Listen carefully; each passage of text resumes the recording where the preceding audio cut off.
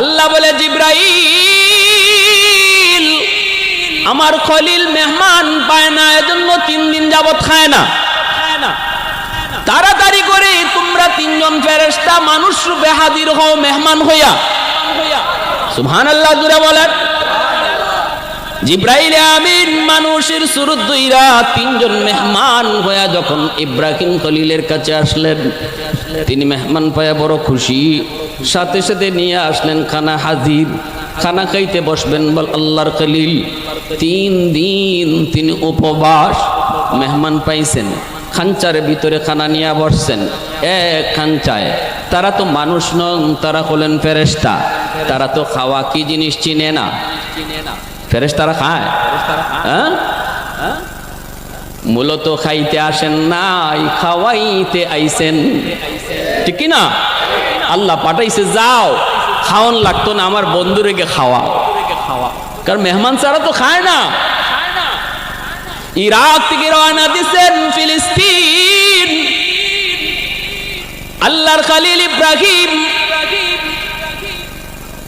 ভাইরা বন্ধুরা, রাস্তায় তিনি দেখেন বিরাট আসর, মাঝখানে এক রাজ্য, মানুষগুলা সাজে সুজে হাজির, সুন্দর সুন্দর যুবক সেজে গুজে হাজির। কি ব্যাপার?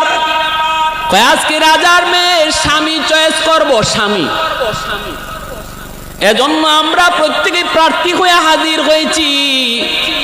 রাজার মেয়ে আজকে স্বামী চয়েস করব, কারণ রাজার মেয়ে ইব্রাহিম পয়গম্বরের বিবি সারা, তিনি একজন বাদশার মেয়ে, বাদশা মেয়েকে বিয়ে দিতে চায়, কিন্তু বিবি সারা তিনি কাউকে পছন্দ করেন না। কেমনে পছন্দ করবেন রে যুবক? কারণ সারা বিবি তিনি তো পরপর রাতে 3 দিন স্বপ্ন যুগে আল্লাহর খলিল ইব্রাহিমকে দেখছেন। স্বামী কে হবে স্বপ্ন যুগে তিনি দেখছেন, তার স্বপ্নের রাজকুমার ইব্রাহিম খলিলকে দেখছেন। আর কাউকে তো পছন্দ হয় না। বাবাই কয়, মা আমার রাজ্যের ভিতরে কত যুবক, কারো কি পছন্দ হয় না? কয় না গো বাবা, আমার স্বপ্নে দেখা রাজকুমার লাগবে। আল্লাহু আকবার, জোরে বলো, একটু জোরে আওয়াজ দিয়ে কও না যুবক, আল্লাহু আকবার, আর জোরে আল্লাহু আকবার।